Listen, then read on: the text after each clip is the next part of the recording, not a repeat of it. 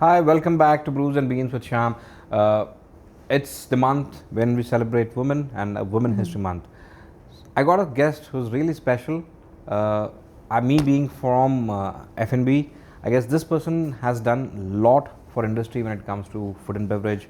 Been a critic, been a journo, traveled around the country, especially exploring the lost dishes, cuisines, small outlets. Released a book on it, which most of you know when I speak about the author. Also has done a lot for underprivileged or economically backward women in the southern states especially, and has a passion to drive the smaller restaurants and authentic food, and always has been a critic, guiding me especially in my journey in F&B, and also I'm sure there are a lot of hoteliers who've been inspired by her. So without wasting any time further, let me introduce Priya Bala on the show.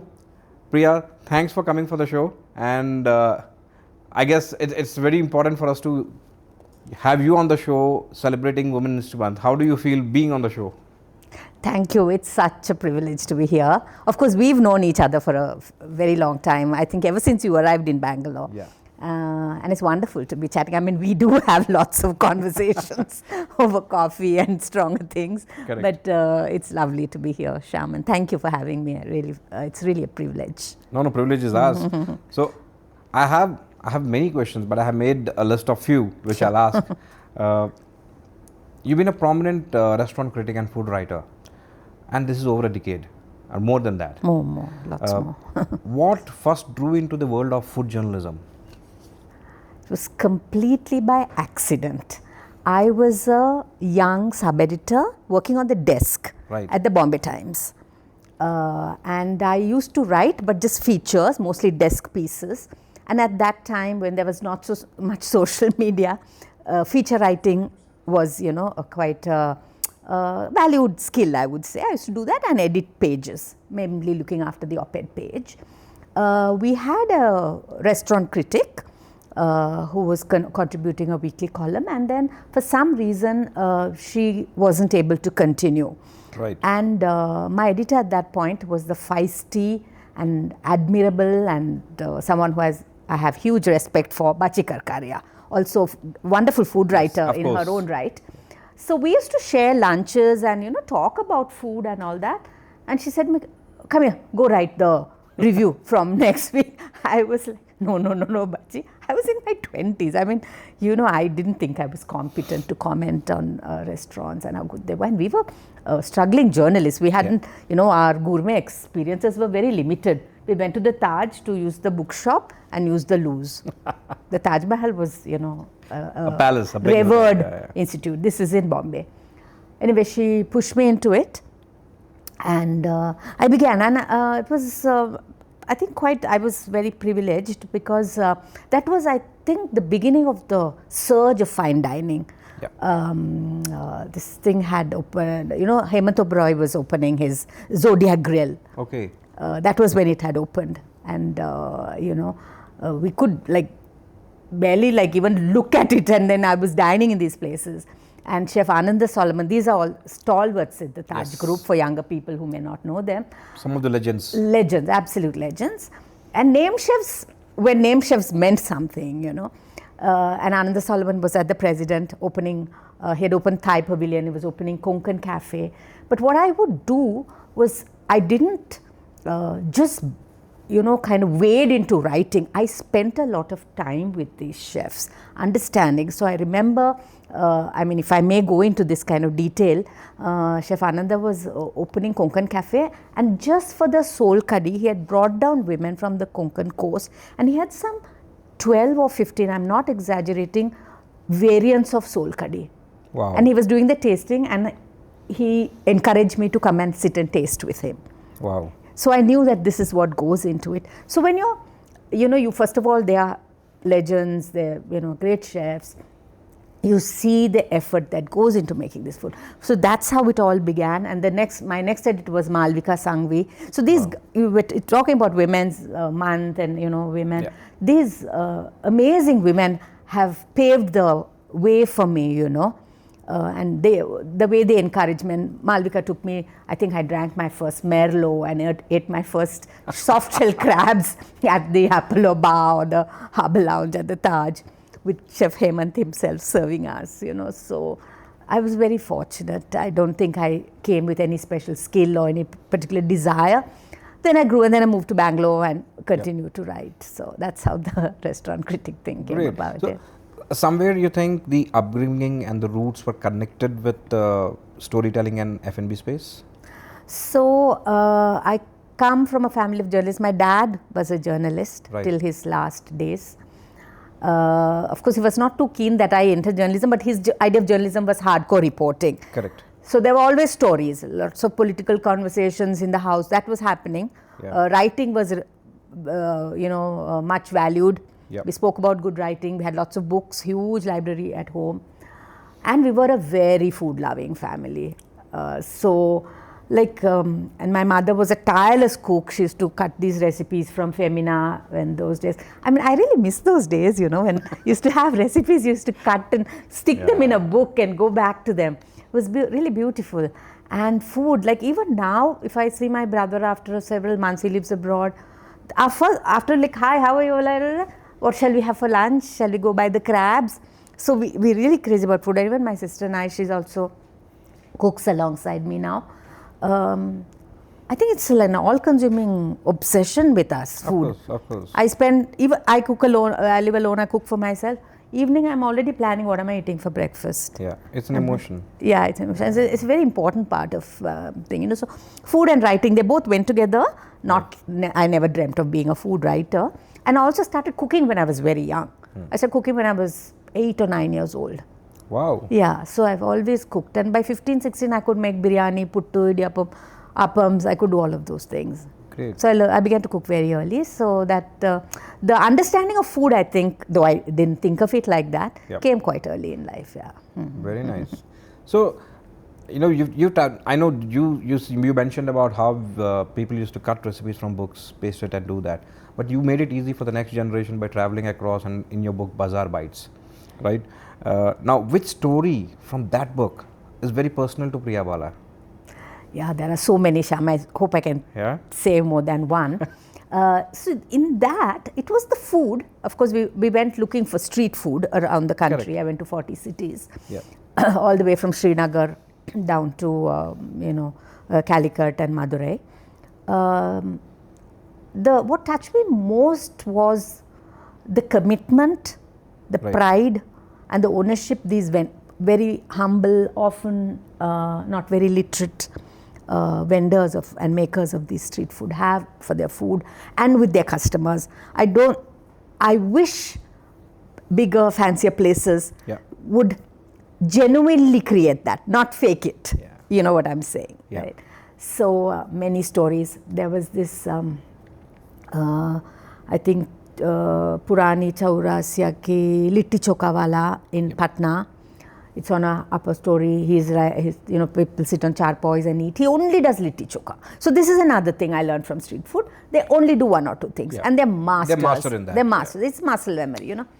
And he was telling me that I do this because people can eat affordable. Like I think it's 40 rupees for 4 littis, and the choka comes, and you can keep refilling the chokas. You just have to the choka. And he was saying, you know, the litti has this filling, right? The sattu filling. So he was telling me that every season he changes the spices in the filling so that it addresses the health needs of his customers, because many of them are regulars. So he's saying, Sardi ka mausam mein I put warming spices, you know, like black pepper, saunt, all of that. In summer, it's the cooling ones. In the monsoon months, things like, which can fight ginger, etc., which can fight colds and coughs. So, like, how thoughtful and caring is that? Yes. So that really left a deep impression on me. And what else? There were like several brilliant stories. And in Lucknow, of course, Idrishka Biryani. It's the most basic looking shack, you know, and this man makes that biryani with such skill and care, and you know, they strain the spices out and the yakni goes in. And he was very wonderful, he was very poetic, he spoke a lot of Urdu, it's Lucknow after all. That was an amazing experience. And in Udaipur, there was this, I think it was called Manoj Puriwala, he does just a puri and an aloo sabzi. And it's a very modest cart, it's just a cart. And he was saying that everything that gets over, it's over, there's no storage, nothing. Whatever is left over, he feeds the monkeys. Oh, nice. Okay, and he says now it's become such a habit that if I don't have leftovers, they will come. So I have to make fresh puris for them. And all the atta, he goes to the pond. Yeah, the pond, yeah. The lake, and he feeds the fish. I think how green, how sustainable, how zero waste is this operation, So just doing these things from wisdom, from instinct, from intuition, so lovely. And these are some of the beautiful stories. And one more, I'll tell you. Old famous Jalebi Wala in Delhi. So my co-author ventured to ask him, like, you're so successful, you must be getting, lots of demands and queries for franchises. So he just sits there cross-legged, like very zen, like, said, "Kyun? Roz do roti to khani hai." Oh, wow. So like that contentment and that aura and that this is my karma, I will just do this, I'm not just hankering after. So I thought a lot of street food vendors food had becomes that. a religion, in fact. Yeah. And it was a very beautiful, it gave me new respect for street food, these vendors, the way they function. The places may be grimy, their cloth may be a little tattered, but it's very... And I think, us in India, I think dining or food, going out and eating is all about street food. Yeah, it's so fun, so much fun. Restaurants always came later. It's always been a street food country. Yes, we went and did that when we were, not so affluent society, I would say, yes. So, in this, any of these blind spots or underrated spots in Bangalore that you think have not got enough attention with food that you think could have got more attention? No, I think now with social media and this fancy term called hidden gem, which no longer is hidden once it makes it to Instagram, there are no such things, but there are small places in Bangalore, for instance, lots of places, like in Shivaji Nagar, in Nagaratpete, all of these places, the locals, they do excellent dosa, excellent vade, pongal. Especially probably the Bazaar Street during the Ramzan time. Yes, all of them. And people know them. Nothing is like, everything has got recognition and it all has its own market, I would say. I would want to see more regional, more Karnataka food come to the fore and people talk about it more and demand it more. That would be, what that thing would be. Yeah. Of course, people travel, and when you travel, you want to experience that particular local food. Yes. We don't have enough food businesses that actually capture the diversity of Karnataka's food, I would say. I would venture to say. I agree. Because we have so many regions, so, there's Malnad, there's Chikmagalur, there's Mangalore. On that coast, there's Udupi. Yep. And in Mangalore you have the Bunt, and then you have the Catholic food, you have Mysore, you have North Karnataka, which is another, another world. Hubli, Dharwad, I went there also during the book, and it was very special food. And we don't have enough representation of that, I would say, in Bangalore, if you come to think of it. So now that you touched based on the social media, I was just trying to understand how difficult it is for the old school writing to the new school influencer and Insta reviews. How different it is? So as I mentioned even earlier, this is all changing times. There is a technology. It's going to happen, It's very different because it's very quick. Of course, it's called Insta. So it is very instant. So the difference is, I think, the speed and the quickness and the, having to cater to limited much shortened attention spans.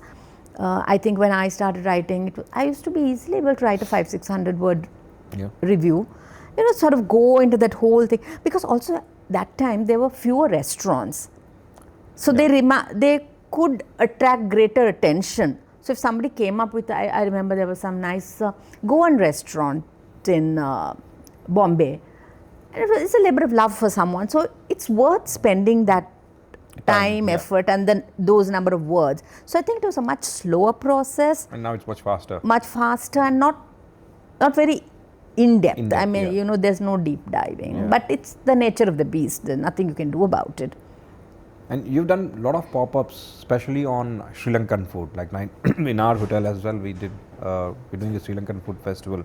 So, how did you bring this culinary lens of Sri Lankan cuisine to India, and I mean, though your background, you come from Sri Lanka. Yeah. So, how was your journey doing these pop-ups in different parts? So I grew up in Colombo. That's where the Sri Lankan food comes. And this again was another wonderful woman who made me do this. Yeah. So Chef Madhu Krishnan, hugely talented and very respected in the ITC. She used to open all their new outlets. So she had been to Sri Lanka, and I used to interact with her as a journalist at the Bangalore Times. And she went and she came back. She went on a holiday to Sri Lanka, and she came and told me, Priya, you said the food is great, and I didn't eat very well there. And I was like, oh, Chef Madhu, it's all in the homes. And she was like, oh, yeah, because I mean, she probably stayed in star hotels and, and that's very generic. So I said, no, that's great food. Then she said, will you make us a tasting menu, give me a taste. So she actually opened, Gardini had just opened and she let me cook there. And she had a little management team, and we put together a little tiffin kind of lunch. And it went down very well. And she said, you should do a pop-up. Yep.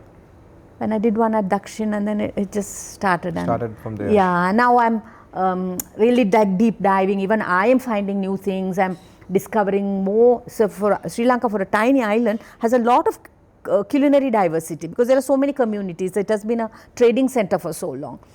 So I am finding myself, looking into micro cuisines of Jaffna, of the communities in Jaffna, of the East Coast, of the fishing communities in the South. So I'm spending a lot of time studying this, and I do a little experiments and trying to introduce this. And yeah, it is a way of honoring my heritage, where I come from. Yeah. My culinary legacies, all the people and the women and the men who have gone before me, who have made this happen. It's my, I hope through the food I can tell these, stories. Yeah. So what's coming up next for Priya Bala? What's more, another book or another cuisine or another travel? I would love to do lots of other books, but it requires a lot of time, energy, bandwidth, lots of things. So yeah, there are some books I'm actually toying with. I have a piece of fiction I have written about a woman who loves food. So that's there, and I have to get around to finishing it at some point. But the thing you mentioned before, Shyam, I really want to use what I have done, learnt in food, and kind of impact lives of less privileged people. So I made a very small start in my hometown of Madurai, working with women and trying to upskill them so they can be culinary professionals, and their livelihoods can get, it's right at a very nascent stage. I will not take a lot of credit for anything I've achieved in that sphere, but that's one direction I'm looking at. And I sort of feel the arc might come back, and we might have a space and an audience for longer wriing. I'm sure it's going to come back. Yeah, it's a longer spin wheel, right? It just longer reads, round, and more in depth, kind of understanding of food, because nobody's actually writing food. Yeah. Especially in a place like Bangalore, it's just like this place is doing this is that. It's just coverage. Correct. There's no thought or understanding of bigger trends or where we might need to go. I think good food media can actually play an important role in shaping food cultures. It happens in all the big cities and all the great food cities of the world. Yeah. We seem to have kind of stepped back on that, and I hope I can be part of that if it comes around. That's great. Yeah. I have few questions which are more of rapid fire. A cuisine which you haven't explored yet. African, I think. Okay. African, because I read this book, Cutting for Stone. Some part of it is based in Ethiopia, And the food sounds very interesting. You know, it's very rustic, basic things. And then there's this tiny country called Benin and there was this wonderful TV program. It was based on a book called High on the Hog, about how African cuisine influenced everything that came after in America. And they set sail, the slaves who took this food, like simple things like okra and beans, they all were from Benin. So I think I would like to explore the west coast of Africa. I don't know when. I've been to Morocco, but that's very different. It's a little exotic and, you know, more towards Middle Eastern kind of. I would love to see African food, Nice. There's lots of cuisines I haven't explored, to be honest, but yes, this is on my mind. And if Priya is an actor, who that would be? And completely an offbeat question for I know. I think Emma Thompson. Oh, wow. Oh, Nice. Olivia Colman. Good. Oh, I would want to be a character in a Ghibli movie, like Howl's Moving Castle. Somebody who cooks or delivers food or something. Yeah. The most surprising dish you tasted? So surprising was, I think this thing called Tororo Soba. It's it's a Japanese summer dish. And it said yam. So that's what I could understand. It's mountain yam, and our idea of yam is like suran, right? So I thought some crunchy thing will come in the soba. Right. This thing, it's grated, and when it's grated, it becomes really slimy and frothy. It's almost like soap suds. And there's of course the raw egg, and then there's the umami broth. It's cold. It's supposed to be really, really good for your health. That surprised me, and I think all of Gagan's 22 dishes are very surprising. Nothing is as it is. He has this thing called the green almond, which is, and nobody really knows what's in it.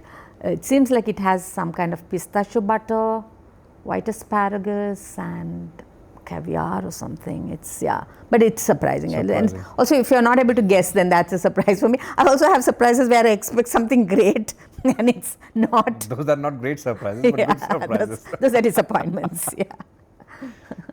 So street food or a dining in? Street food. Street food. And book that inspired you? Oh, lots of books. I think for the pleasure of reading, it will be anything by M.F.K. Fisher, including The Gastronomical Me. Books like Jeffrey Steingarten's The Man Who Ate Everything. Thought-provoking books, I would say Michael Pollan's Omnivore's Dilemma, you know, like the food system. Another one on the food system is Stuffed and Starved by Raj Patel, which addresses talks about the imbalances, you know, like imbalance of, large part of the population is starving, one part of the population is obese, and how does that happen? And, you know, talks about what can. And I read a very nice book recently called Citopia by this woman called Caroline Steele, which again talks about ways in which we can possibly use the food system to address some of the bigger questions of sustainability and environmental crises facing the planet. It is a very, very good book. So, yeah, I like to read I don't read recipe books too much these days, but things that, you know, are very, and when I read these people, I wonder, like, what am I doing? Because these are like really very. You're already doing a lot. Very intellectual, very thoughtful work is gone into it, and there's a lot of books like that, you know. So, one last question I would say, or more of a piece of advice that you would love to give young chefs, or especially hotels and us hoteliers in restaurants. That's something we should do for food and beverage. I have lots of things to say, and please bear with me. One of the things I want young chefs to understand is you have to know the connectedness of things. Right. I think especially when you're in a hotel kitchen, you kind of lose track of everything else. You have to know that the production of food connects you to the planet. Of course, It's food. We have to think of ingredient, sourcing, and you have to think of the consumer. Your job is not to just make. And the nature, the season. Season, nature, everything. Your job is not making ODC curry for 500 people. I mean, that is part of your job, but you must have that higher thought in your head at all times, I feel. I would want young chefs to think now. I think we've done all the prettifying and shooting for Instagram and putting the microgreens and the foam and the dry ice. I would think begin to value substance over style. Look for flavor, look for great ingredients. And I think in this regard, hoteliers such as yourself can make that shift. You know, why do vegetarians have to keep eating paneer? Right. Why do we never eat any seasonal vegetables? They don't have to be boring. I'm told people don't want to go out and eat regular food. But pumpkin can be delicious. I mean, a French restaurant or an Italian restaurant will do something with pumpkin. Why do we shy away from that? In fact, we have done something beyond paneer in the last couple of months. Yes, I heard about that. It's a great initiative. So we get to get Seriously. more vegetables, get exactly, more of those on exactly. the platter. So, and I would also feel that, you know, chefs should cook things that they understand. Right. Or if not, go out and do the research. You know, you cannot look at YouTube and say you're going to make Mexican or Peruvian or even Madurai food for that matter. You have to understand the cultural context from which these foods arise, you know. And if you cook like that with thoughtfulness and, you know, you source good ingredients and you understand where food comes from. I'm not saying like you have to put it like if you're doing Madurai food, you have to just slop it on a banana leaf, which is how we eat there. Make it, you know, sophisticated or elegant or whatever it demands, but the core essence of it. That should remain. That should remain. And that is when you will make that connection, you know, and I want to, at this point, there's a lot of story. People are like, there's a story, there are characters after whom restaurants are named, and you know, there's all of this going on. But this is all noise in a world full of noise. Yeah. But if your food makes that connection, rather than somebody, you know, wait staff who's been coached endlessly, go say this, and I've seen like it's a 8-course meal with every dish you're hearing that this mushroom came from under this rock, this herb was plucked by blind nuns at the crack of dawn. Storytelling. Really, you know, it just all goes over your head. But if the food speaks to me in some way, you know, and you know, I really want to leave us with this image. You remember Anton Ego in Ratatouille, right? He's this really terrifying food critic. But then the little mousey serves him ratatouille the way his mom used to make it. And it, you know, it just says, it just takes him back. So not everything is about nostalgia, I understand that, but you must speak to the customer in some way. And that is when we will like lift up the market experience also, because they are now, whatever you are dishing out, they're thinking that is fine food or that is great food. We have to, you know, part of educating, I was watching some chefs say that don't let the customer lead your menu. Like a lot of people will say play to the market, but that's like playing, like a filmmaker playing to the gallery only. It's a balance. I know you have to, you know, make revenues and it has to be commercial, but I think we have to, because it's food. It's not a gadget. You're producing something that affects the well-being, both physical and mental, of the consumer. So take that responsibility seriously is what I would want people to understand that. Sure. Thanks for coming on the show. Thank you. It was wonderful. Finish, I just have a small hamper from Bazaar and DoubleTree, which I'll coffee hand always to you.